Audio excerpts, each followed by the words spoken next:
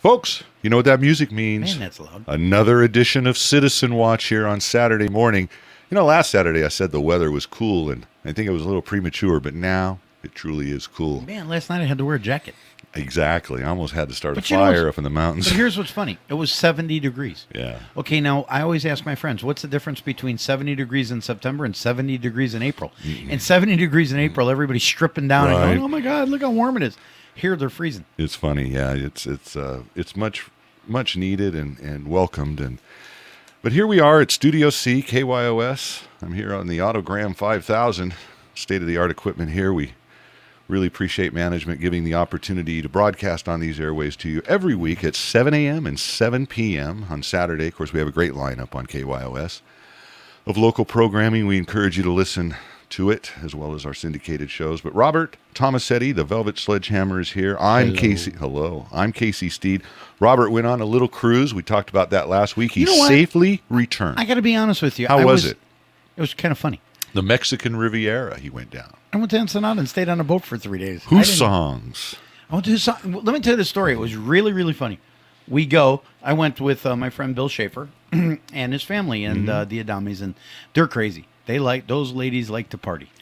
And, you know, I'm loud. I'm obnoxious at times, but I got to tell you, I can't handle loud party people. Yeah. I don't drink. I don't get the jokes. I don't get the crudeness, but they had a blast. So I went over there with my friend Ralph Williams, and we smoked cigars, and we relaxed, and it was fun. It really was. Until we went to Ensenada. Mm-hmm. McDonald's is not the same as I'm used to. No, you're in another Everybody country. wanted a girlfriend. Do I want a girlfriend with a happy ending, or do I want to go to the pharmacy and buy Viagra? Yeah. But I did. I didn't go buy Viagra, but my dad turned me on to amoxicillin. Yeah. And so I got me a little container of amoxicillin, which is a form of penicillin. It's an antibiotic. It's a little stronger. Yeah, it's a little stronger. And what it does is it's really great if you catch a little tinge of the flu, you pop one or two, and bam, it goes. But Ensenada reminded me of, like, I could go to Planada and save all this money. I mean, really, it was the same stuff. They don't have a Who songs in Planada, but... So go to Papa's and Beer first. Papa's and Beer. So Bill Schaefer says, you know, if you go to Who songs, so Bill, he and I like old movies, and he tells me the whole story about Ward Bond and John Wayne going to his songs, you know, in Ensenada, and you got to go to his songs. Uh-huh. I go to his songs, and I thought I was like, remember that movie, Treasure of the Sierra Madre, and he's in that Humphrey Bogart. Bogey's in that old decrepit place. Yeah. That's what Who songs was like. They don't need no stinking badges, man. Yeah, it's... So I go to his songs, and Ralph and I were like, look, let's do it up. We don't drink. Yeah, let's get a margarita. There you go. So there he goes, margaritas. I said, yes. He took a half an hour to make a margarita. Was it good? He was cool. He was suave. And he didn't make it like we normally do. You know, everybody knows I do the bartending gig over at the Italo. And you go, dip, dip, dip. Here, it's done. This guy took his time until I asked for a glass of water. Oh. Then things got interesting. Yeah. I said, can I have a glass of water? The guy goes, yeah. I go, because it was kind of sweet. Well, you got to be careful. Yeah, so the margarita was sweet. I said, can I have a glass of water? And he goes, do you want it regular or bottled? I go, regular be okay. Well, I'm in Mexico. Yeah, maybe I hear the stories. Maybe, you know, sir, can I have a bottle? Sure, no problem. He pours it out of a cranberry, poured it out of a cranberry juice bottle. Yeah. Your bottled water, sir. And I'm going, no, this ain't what I want. So anyways, we get done, Ralph and I, and we go, okay, time to go. Let's get back. Right. We're hungry. So back to the boat. Right. Where Why the food is. buy anything Why? when you got lobster tail for free? Free food. So we go to free food, right? So we go back, and Ralph goes, so how much is the bill? Guy goes, today, 2 margaritas for one. That'll be $2.75. I spent $7 on 2 Dos Equis at Papa's and Beer and his songs. 2 doors down, I got 2 of the most potent margaritas for $2.75. Yeah, Ensenada is... And they spoke, here's what was amazing. They spoke English. Oh, yeah. Hello, senor, would you like... I bought a hat. But what I really think is amazing is I got to learn to speak Spanish in my own country, but I go to their country, and we'll speak English to you. They cater to you. Yeah, it's kind of interesting. It was fun. It was a lot of fun. Ensenada is a great tourist trap, and the cruise boats stop down there. It really increases their economy. I've been there quite a few times, not on the cruise trips, but driving down, and it's a lot of fun. Yeah, Mexico used to be a little cheaper. They've gotten a little more commercialized now. You used to be able to get a lobster thermidor dinner for $10. Now it's up 20 or 30. So they've kind of increased. Because they're catering, like you said, to the Yeah, tourist. they are. When I went and bought the hat, it was a Saturday, and I go to the guy and I go, "Will you be here tomorrow?" And he goes, "No, I only work when they have the ship." And I Yeah. go, "Really?" And he goes, "Yeah, only today." So Yeah. he gave me a deal. Got a great hat. Yeah, only when the cruise ships come in, that's when they make But a lot of money. I had a good time. The only thing was I missed some stuff that went on last. I missed some stuff that went on last week. So let's get to the point. Yeah, well, no, we just want to let everybody know that you made it back safely. It wasn't an My Achilles. friends thought I was either going to be floating in the water Yeah, or in the jail. yeah. Well, no, you don't want to end up in a Ensenada jail. I've never had that experience, but I hear it's not fun. But you can buy your way out of it. I hear. But anyways, getting to the point. Yes. What we would like to do, we like to rail on things that are wrong. And there's a lot wrong in Merced, folks. Let's be honest. Unfortunately, yeah. But there are some things that are right. Mm-hmm. And we're going to do probably part of this first segment on things that are right. Yeah, Robert had a good article he read. It's kind of I read an article in sports. Mm-hmm. And I love sports. And Derek Jeter, they're doing all the Derek Jeter, what a publicity. great last out, Derek Jeter. What do you mean last out? He's got 3 more games. No, but as far as a shortstop at home, I think it was his last at bat at home. Got a single.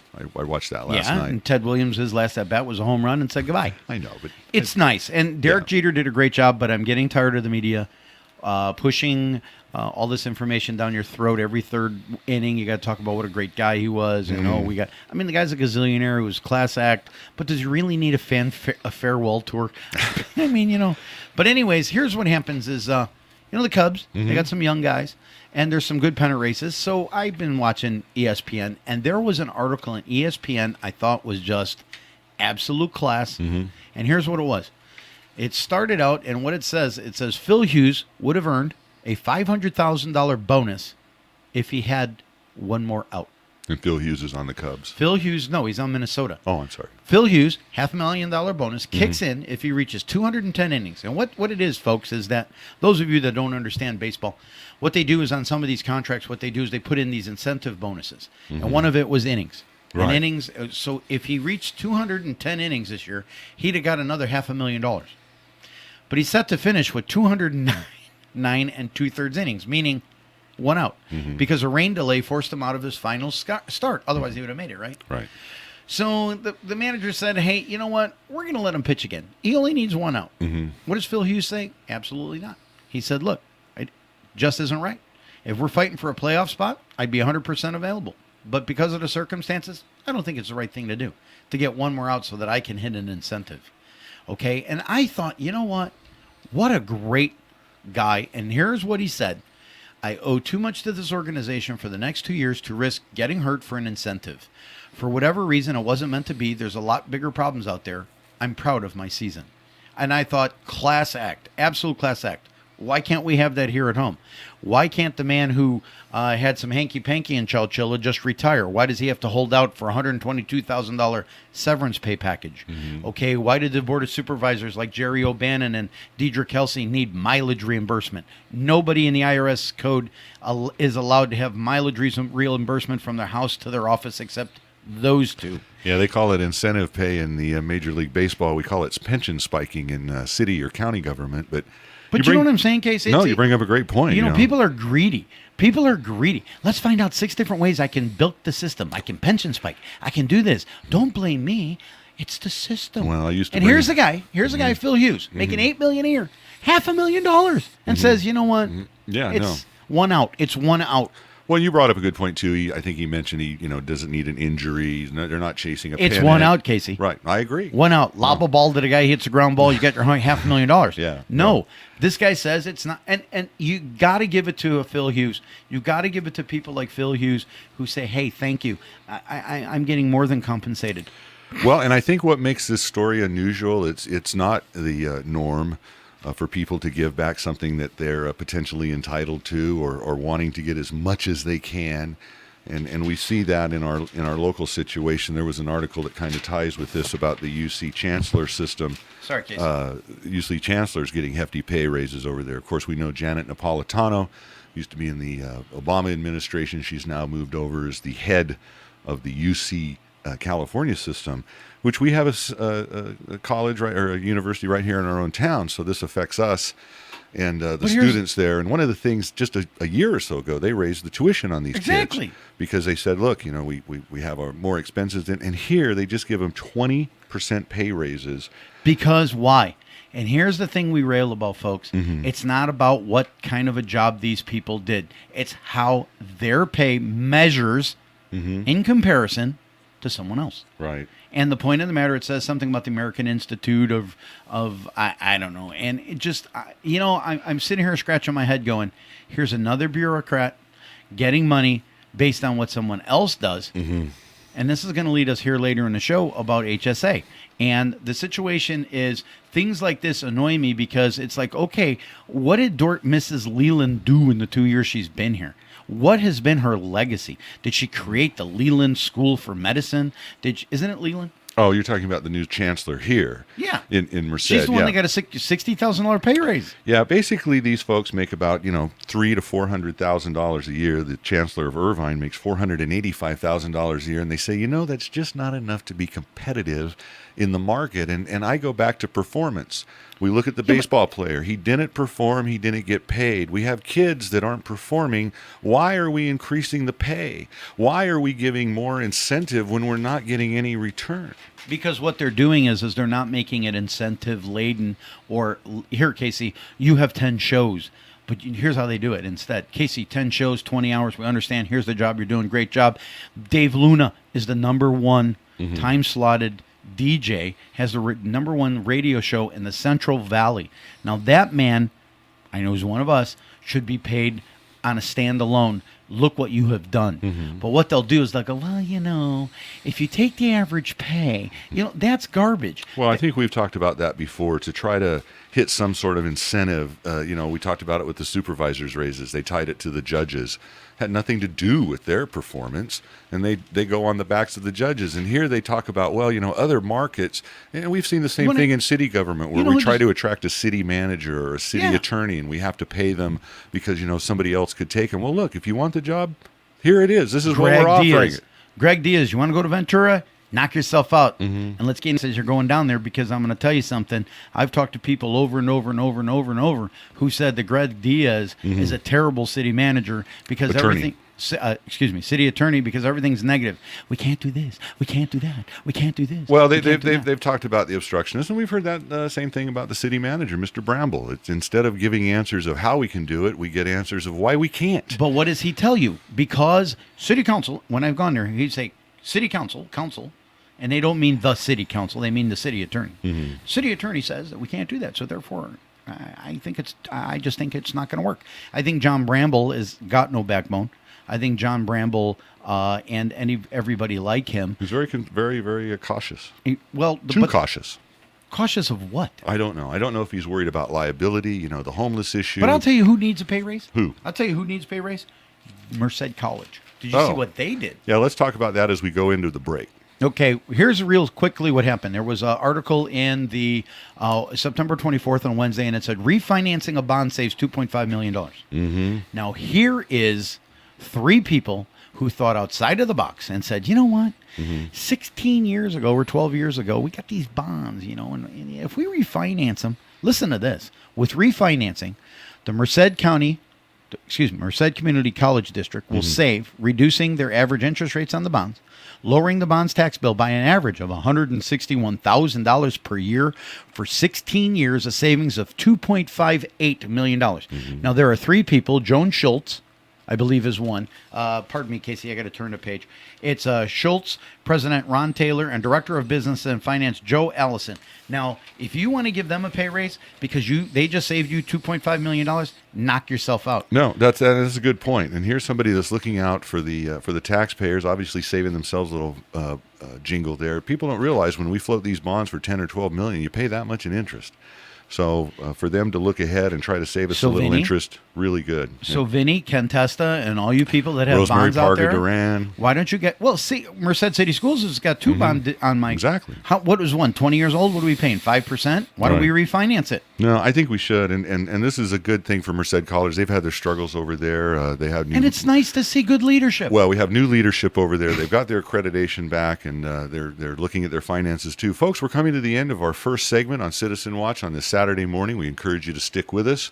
We have 2 more segments to go. Top of the hour, you're going to hear Tea Party Straight Talk. So we encourage you to stay with us here on KYOS AM 1480. We'll be right back. Folks, welcome back to the second segment of Citizen Watch here on Saturday morning, a cool Saturday morning in Merced and the surrounding area. We appreciate you listening to Robert, the Velvet Sledgehammer Tomasetti. Those geese are getting huge, folks.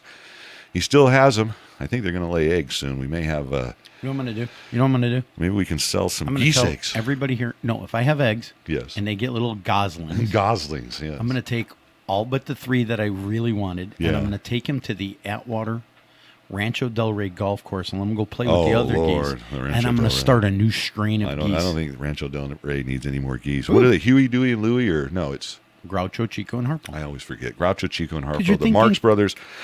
Very, very cool, those geese of his. I'm Casey Steed. I got to tell you something about the geese. Yes. They don't like my brother Vince.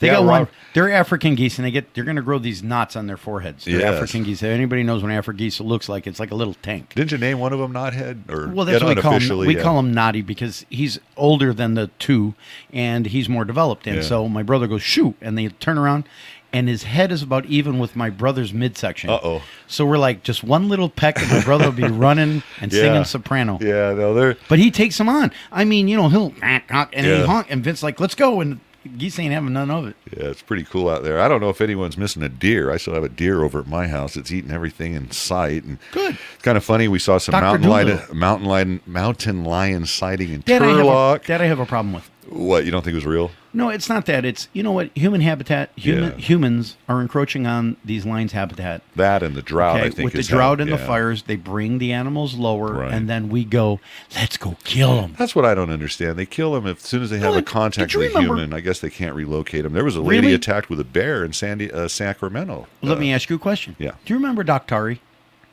Years and years ago, Marshall Thompson had a show called Doctari, which was the spinoff of a John Wayne movie called Atari, where they took tranquilizers. Things inhabit, they come down, tranquilize them, take them, move them, boom, here you go. Yeah, I take them back to Yosemite. No, not these people. No, gotta kill them. Yeah, gotta have a rug. It's unfortunate. I guess that's the policy. But anyway, you wanted to. Here's what I'm having a problem with, yes. And I see this downtown, and it's in the newspaper about dangerous crossing draws a lawsuit.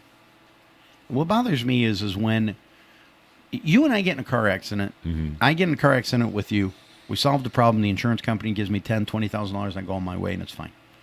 If I get in a car accident with a PG&E truck, all of a sudden I want $2.5 million.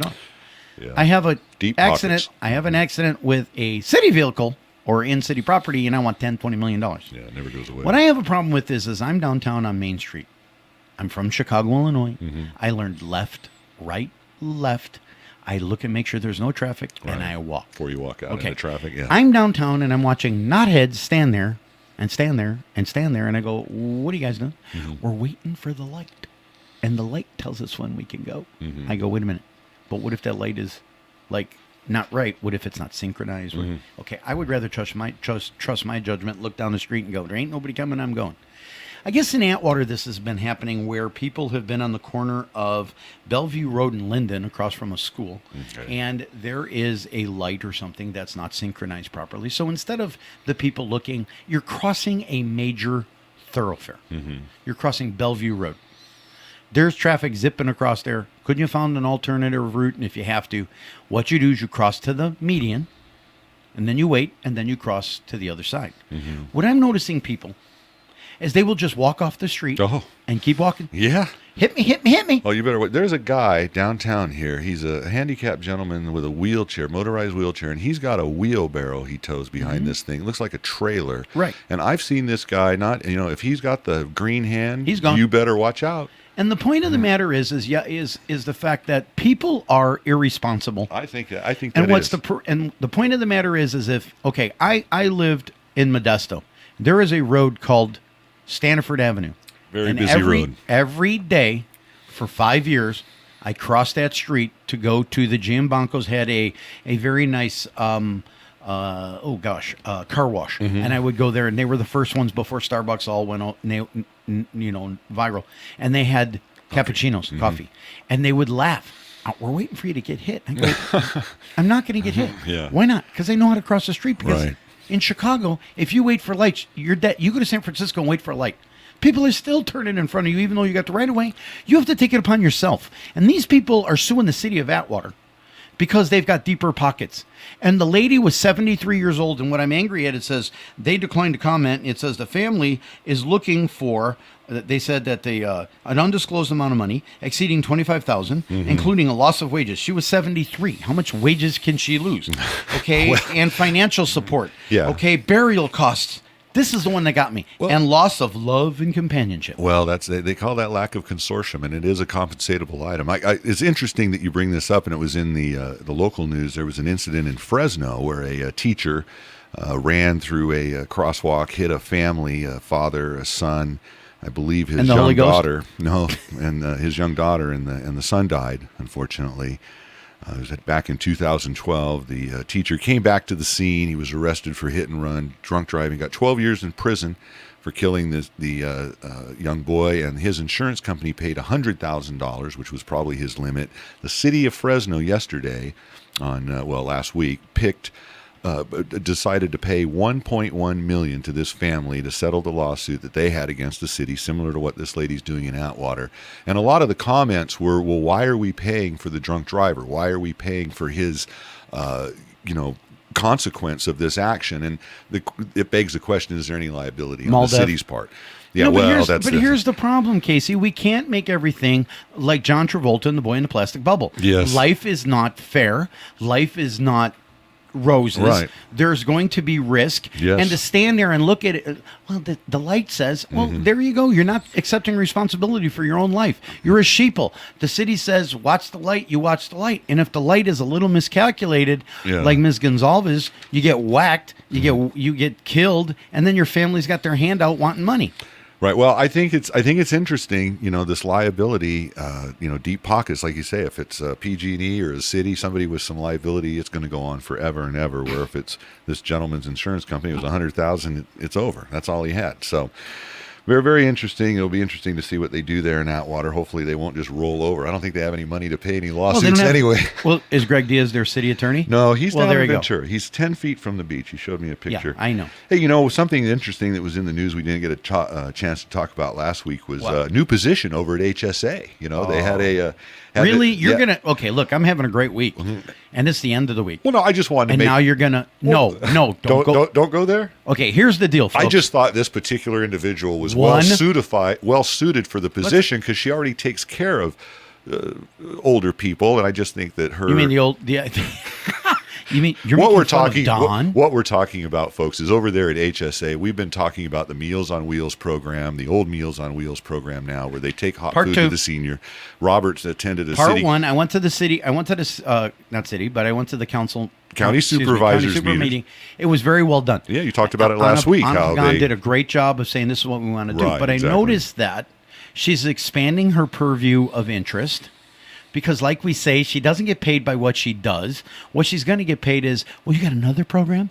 Well, there's only 3 counties that do that, Anna. And your pay should be $220,000 because the HSA director in San Diego and LA who do the same projects that you do get $240,000. So what people aren't paying attention to is all this posturing is so that we can get bigger pay raises because we don't pay people by what they do. We pay them by how they're comparable with other places within the state. Anna Pagan has just given Nancy Young Bergman another $100,000. Now, I don't know if she's going to work 1 hour, 2 or 26, but the point of the matter is she gets $50 an hour as a consultant at $40 at 40 hours a work week. Calculate this for me, Case. You did it. Well, it's $1,000. It's actually $52,000 a year because if you look at 1,000 a week, 52 weeks, $52,000. So, but what does she got for the turnip truck? Oh no, I'm sorry, I am wrong. No, it is $100,000 because 50 times 40 is $2,000. Right, and then how much? That's my math, folks. I tell you, I am not a mathematical genius. I know, but here why it is. Why did I let you do this? I know. So $2,000 a week, 50 weeks. She gets probably 2 weeks vacation. There's your 100,000 a year, Yeah. folks. Well- Now, here's the sad part. Let me just interject this. This program was 80,000 in the shorts, 80,000 in arrears, and that's why they went from hot meals to cold meals, because we're 80,000 over. Oh, I got the answer. Now the supervisors wouldn't take that out of their reelection slush fund, that little I got the little answer. graft that that political patronage they spread around every year. Oh no, they couldn't get it out of that, but they had to hire Nancy Young Bergman, which again, great candidate. She takes care of an old guy now at $50 an hour, going to cost you 100,000 a year. What's the math, folks? I got it. Are you ready? Yeah. The fiscal responsibility that Anna Pagan said was they want to get a full-time volunteer worker to do this, but they're not going to let the full-time volunteer worker just handle Meals on Wheels. What else are they going to do? They're going to find other slots like she does with everything else. More And what programs. more programs that they're going to volunteer for to justify the pay. So we get a little pay out of here, we get a little pay out of here. Then when we go for the Meals on Wheels program, we go to Johnny with our hand out and we go, John Hub, I only need $5,000. And they go, okay. Meanwhile, Nancy Young Bergman got a $100,000 paycheck or contract. In addition to running the The $170,000 Muzi the Muzi Cow mobile which- farmers market. which I think the RFP was specifically designed for Nancy. Well, it's and interesting. Don. She was the only bidder on the mobiles farmers market. And I wonder how they got this consultant position. Was it an at-large solicitation? Did anybody have a chance to get this 50 bones an hour? I got two words for you: illegal or unethical. Well, I'm wondering which or both. You know, I would love to have my friend John Pedroza hire me. Now, let's talk about Oh, that you know real what? quick. He just hired somebody. But what a great being find. a driver for John Pedrozo, I don't know. Tony Stewart probably would have been a good choice. But No, he hit somebody. Remember? That wouldn't have been a good idea because remember he hit somebody on the. Okay, Well, poor ass didn't. I'll tell you, poor being ass a, didn't. being a driver for, No, but here's for the thing. Pedrozo, But yeah. here's the thing. He got a lady with some cred, some Yeah. street cred. Not somebody he pulled off because she was a cute face. Or Hey, the only somebody person. with a license this time. Yeah, absolutely. Had her. But here's what I didn't like. The article didn't stop there. What? It rehashed the poorest situation. Oh, yeah. Well, they tried. And I thought, what a crock of crud for John to have to deal with this again. Look, it's past, it's done. There was no harm, no Yeah. foul. Let's move on. Well, I think at the But time he said he Grethel- wasn't planning on hiring his assistant Yet. for a while. Yeah, Right, but And he it's did. been 8 months. I Right, mean, and come on. Grethel, the young lady, I think it's Grethel. I think she's a young lady. The young lady came from his buddy, Right. Jim Costa's office, Well, fellow no. Portuguese, fellow Democrat. Sure. Well, you Okay. know, and there's a lot of mail. I mean, you could imagine 9 months of mail that hasn't been read over there, or 9 months of city council meetings that haven't been attended. I mean, he probably needs Remember, an assistant. remember what he says. They rely on staff. Yeah. Well, I know So that. Grethel, get him out of the doldrums because that gentleman needs somebody and a guardian angel to follow him. I wonder if this new assistant of John's is bilingual, because that was one of the issues with Miss. Well, Porras. she's from Livingston. Oh. I would agree she is. Yeah, 'cause I know thought he the needs- last name was Hispanic. I'm not quite sure because I don't have the information in front of me. Yeah, it just I know that was But I one of was his go- concerns Yeah, with but- an assistant. but I And, was and being stu- serious here for a minute, he did need a liaison with the Hispanic community because John doesn't Why? speak Spanish. Go to school. Well, there's a point, but Como esta, Jose, Juan. anyway, we were talking about Nancy Young, and over there, Robert's been following this issue. I know And he's here's going to the stay problem. on top of it, but Here's it's the going to be problem. interesting to see what she comes up with. It's not what she comes up with. Here's what I'm upset about. What? Okay, what is Anna Pagan really doing here? I'm Now, let me Robert. tell you I'm- a story I I know heard. she's putting Let me- birdhouses with books in it. Let me tell you a story I heard. What? I heard that she has an underling by the name of Lococo Okay. who did a several interviews for a supervisory position over there. Mm-hmm. Found a guy she liked. Said, you know what? I got a position over here that I would like you to do. Because at HSA, you don't get hired for one job. You get hired to be a jack of all trades. So if they need you for, maintenance and stuff, you do that too. I guess. Okay. And so anyways, the guy said, no. I wanted that supervisory slot. And she said, no. Here's what I'll do. Come over here and do this project for me. Right. And after 6 months, I'll keep that position open and I'll move you over. Well, And, maybe, you say, and with hanky panky like that, and Yeah. Nancy getting $170,000 truck, and Nancy getting $100,000 pay, you're like, really? She's going to make more than Anna Pagan. And you know what Anna's going to say? I need a pay raise. Yeah. Because my consultant's making more than me. yeah, to be competitive in the market, I can't have people Yes. under me. I And to think me, that's it's like, look, if it was above board and it was done, da-da-da, Nancy's only going to work 2 days a week, da-da-da-da-da, I can get it.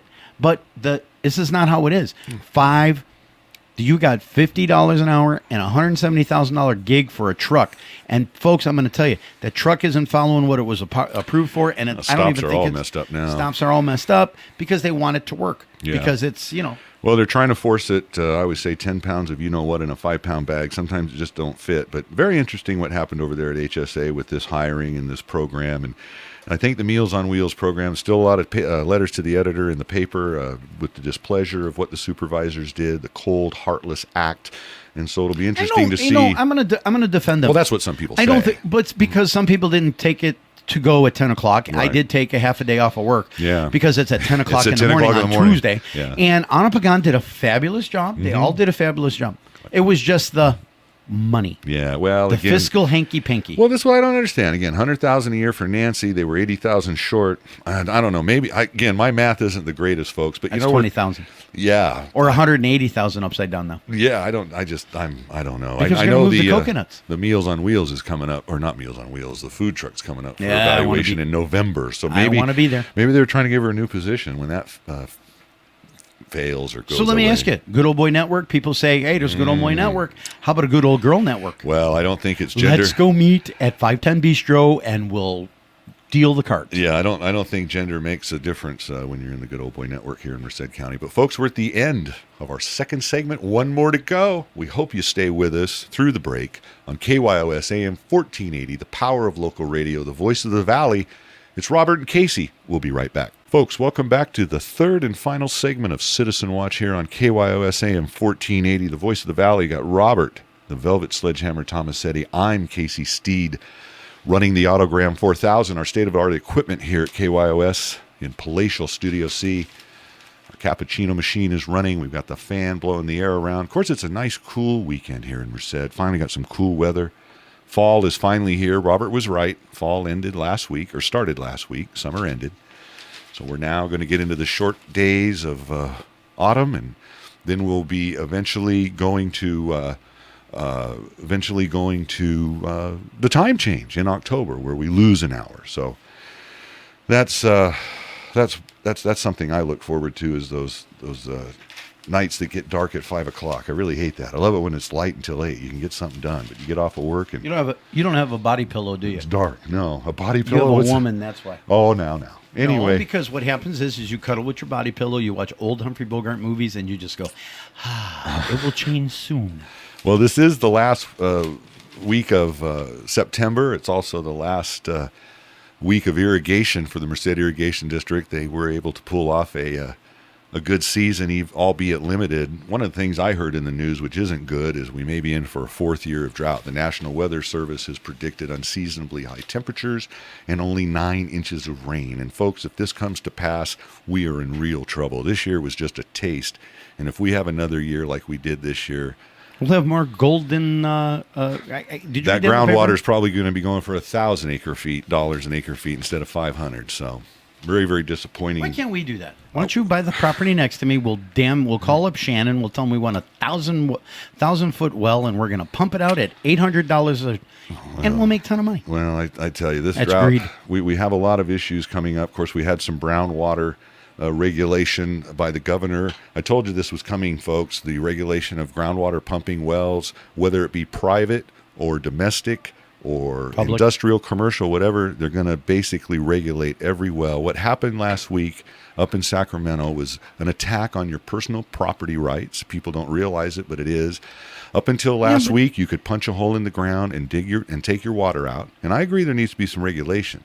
But now that's all coming under regulation. Well, of course it is, because some jerkwater decided that Sloan and boys and Jerry O'Bannon's pals were making hundreds of millions of dollars at our expense. And so somebody said, whoa. And it's not just here. It's because our supervisors are weak, and the city, the county attorney said there's property right.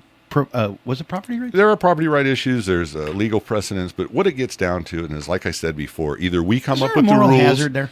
There is. Either we come up with the rules or the state's going to come up with the rules. And folks, you don't want the state to come up with the rules. And that's what's happening. They're leaving it up to the local people. I guarantee everybody's saying this is going to be decades-long legislation between the stakeholders, the environmentalists, the farmers, the users. We have Southern California. I was down in L.A. this weekend. People are watering their lawn, pools. They have no concept where this water comes from, folks. Well, what did I tell you about 2 months ago? San Francisco said, the residents said there's no reason to ration question. We're getting our water from Hetch Hetchy. Again, are you like a moron? Yeah. What is it all about you? This is what's bothering me in the state of California. Yeah. People riding bikes with a cell phone going, flipping you off because you're like, hey, you just like ran a red light. Yeah, you know, it's all about me, mister. It's what I want to do. Yeah, it really is. And again, so we had a good irrigation season this year. I just hope that we get some rain. If you've been up to Lake McClure, you can see that old dam. It used to be just below the surface of the water. Now it's 100 feet above the surface. Okay, Unbelievable, folks. I got a question for you. Go. Did you know John Swigert went to Cal Poly? I think I did know that, yeah. He's a Cal Did you Poly know alumni. Did you know that one of his managers went to Cal Poly and they're alumni? Doesn't surprise me. They're frat brothers. Doesn't surprise me. Did you know that two of the people that are on his board of directors are frat brothers from SLO? San Luis Obispo? Doesn't surprise me. Yeah, I found that out. People said, so do you think he's really above board? And I go, I have no idea.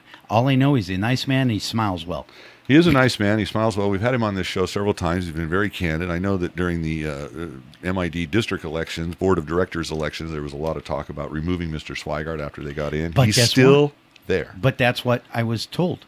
They had a party. I was at it. And somebody said, he's still there. And I go, oh, he's doing a great job. And they go, really?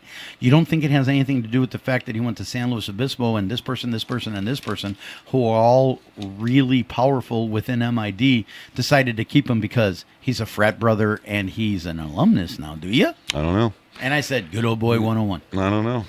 What happened with Gonzalez and his problem? Did he go away? I don't know. We need to look into that. I don't know. Like I say, We there's need a lot of interesting things going on there at MID. It's more than just water, but we're really appreciative that they were able to get a. But did you see that person? Who's the person that said brown lawns is a good idea?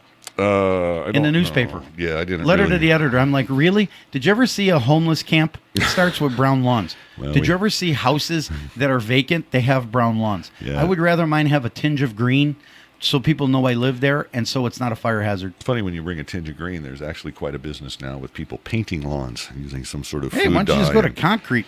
Yeah, well, some people do that, the green concrete. You know, folks, last week there was a debate. The Tea Party, who has a show on after us, they throw a series of debates. They had a sheriff's debate. Really? Where was it? It was at the War Memorial Building there in Atwater. And, of course, they had a sheriff's debate during the primary that was, to die for. Everybody wanted to see that. But this was the Atwater City Council. I'm not going to spend a lot of time on it. Basically, there was the candidates there for the city council, the two candidates for mayor, Joan Fall and Jim Price, and we have had them on. Jim Price has more hair than Joan Fall. Yes, he does. We've had them on a couple of special election editions. So I would encourage. I think that's going to be on YouTube. You can look on the Tea Party website and see that. There really wasn't much difference between all the candidates. They pretty much all want to see Atwater grow. They realize it's in financial difficulties. They feel a change of leadership and vision is needed. How they're going to do that is still kind of... Stop a second. Yes. You think of Darren McDaniel.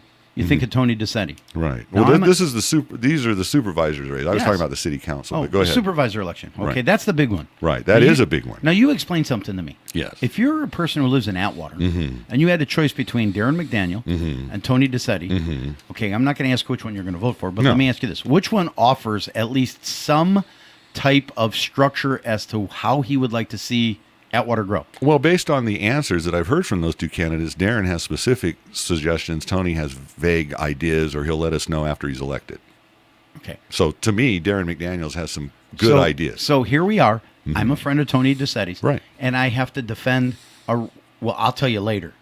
No, you tell people now. It'd be nice to know. I think one of the problems with Darren, unfortunately, is he hasn't really got his message across. And kind of reminds me of Bewitched. We had the popular Darren and the unpopular Darren. So I want to see the popular Darren come out. And I think that he has some good ideas. And that's another very important race. But this Atwater City Council, mayoral and city council candidates, again, it was a fairly interesting forum. I would encourage people, if they're living in Atwater, that sphere of influence. It's all the same rhetoric. Right. But you do bring up a good point. We talked about our listener out on Bailey Road that had some issues in in Lynn Davis's district, didn't have any satisfaction from Lynn Davis, so he wanted to approach, I suggested he approach the two candidates to find out what they would do. And I think the city folks of Atwater might want to do the same things if they have concern. You bring up a good point. Tony Tomasetti and Darren McDaniels would be... Look, you want a $97,000 gig with $40,000 on top and all the perks and whistles? Earn it. Right. Tell me what you want to do. Well, entertain me. Earn my vote. Yeah, Don't sit there and because we're buddies and it's a popularity contest. No. Tell me what you want to do. Stop hiding behind I'm an independent and all your money comes from labor unions, Adam Gray, Dennis Cardoza, and your little fuzzy little button that shows that you are a what? Yeah. Well, and then the Lackaretti folks gave him a few bucks. But, there's 541 people laid off over there at AT&T. Atwater has a lot to make up with that. I understand Mi Pueblo is going to stay now for a little while. Did you hear why AT&T left? Because of absenteeism. Yes. AT&T said, look, people, you want us to stay, but you're a bunch of morons. You don't show up to work on time. Can't get anybody. First thing people said when they, listen, the guy, I talked to the guy goes, let me tell you about the interview process. Right. Here's how it went. I talked to two ladies, piercings everywhere. Sir, I have two questions for you. What's that, dear? Did I get I got the job right? Yes. I have two questions. Okay, what are your concerns? One's vacation. Yeah. And if I'm late sometimes, is that okay? Yeah. Well. Because I don't have a baby daddy. And I'm going, oh my God. They didn't say that, did they? He goes, it was terrible, Robert.